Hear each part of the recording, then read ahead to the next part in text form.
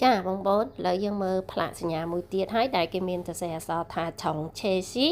ភីសាំងធឹងមានន័យថាភ្លើងណាបងប្អូនភ្លើងហើយភីសាំងហ្នឹងបន្ទាន់អញ្ចឹងភ្លើងបន្ទាន់មែនចានៅក្នុងភាសាឡានគឺអាភ្លើងផ្លេតរបស់យើងភ្លើងផ្លេតអាខូចហ្នឹងយើងបើកទៅនៅពេលណាស៊ីនៅពេលឬក៏ពេលវេលាណាមួយស៊ីនៅពេលអីគេឆុងឆេវីដេអូមួយគឺយើងបានរៀនហើយគឺឆុងឆេនឹងប្រើនៅក្នុងការបើកបរគឺមានន័យថាស្ទះអញ្ចឹងមានន័យថានៅពេលដែលផ្លូវស្ទះឬក៏ឡានស្ទះអីអញ្ចឹងយើងបើកអាសញ្ញាភ្លឹបផ្លេតឲ្យគេដឹង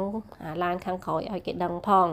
ហើយចំពោះបងប្អូនដែលត្រូវការធ្វើធានារ៉ាប់រងផ្សេងក្នុងការរស់នៅក្នុងប្រទេសកូរ៉េបងប្អូនអាចតាក់ទងមកបានដូចជាធានារ៉ាប់រងសាំងហេឬក៏ Shilby អញ្ចឹង Shilby ព្រមគឺយើងអាចប្រើប្រាស់បាននៅពេលថ្លៃយើងត្រូវទៅពេទ្យទៅអីហើយគុំមីងក្នុងកាំងវាអាចជួយទាំងអស់ទេណាបងប្អូនបើមាន Shilby ពិតជាល្អ